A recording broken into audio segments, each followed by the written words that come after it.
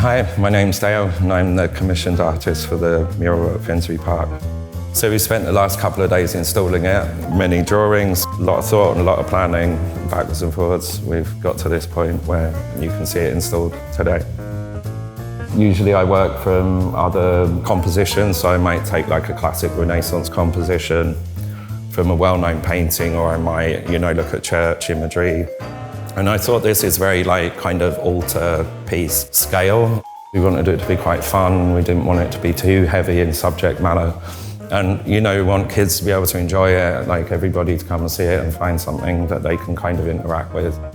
One of the requirements that we kind of agreed on was that it should centre around the area of Finsbury Park. You had all the festivals that were in the park, and you had the Rambart Ballet used to do productions in the summers in the park, and suffragettes used to do their rallies, hold the rallies in the park. We found out that there was this large underground reservoir in Finsbury Park. So we were thinking of these kind of, maybe these rats or something that live under the sewer, like these cannibal kind of human rats. Or, there's these myths in New York about these giant alligators that live in the sewers. So the bottom piece really is this kind of family that live underground. There's a lot of kind of famous people in here, but they're not portraits of famous people. They're inspired by famous people that have some connection to the area or to the park. So there's a Bob Marley inspired character there. The wolf there in the centre, it's from the ballet Peter and the Wolf. Next to him in this kind of conga, you have like an Arsenal supporter.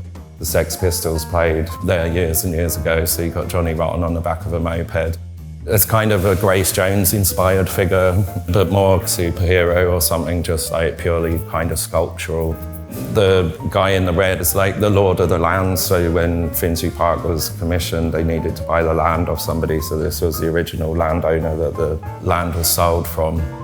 And then you had Swan Lake, because they used to do Swan Lake performances, so you've got like the black and the white swan in Swan Lake, but a bit more contemporary with like the England kind of bikini.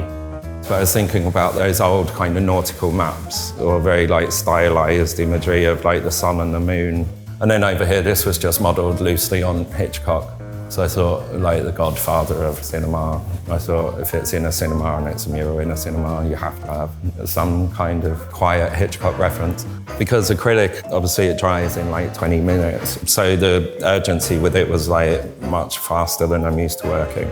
Because with oil paint, you can leave it for a day or two, you can still kind of work it. But with this, it was if you do it, it's your kind of one chance, so everything was done in one go. That's what kind of locked in the energy and the freshness, I think. I've been able to just have a really good time with this. Claire keeping the brief so broad, keeping it fun, and making it just about art and enjoyment, and it's just pleasure, and it's somewhere to go to switch off for a while, and then you can go back to your real life. That's what I've kind of experienced whilst making this.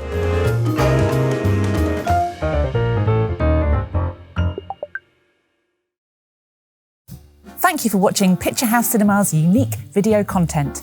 Hit the subscribe button to be kept up to date with our movie news, cast and crew interviews, highlights, trailers, and lots more.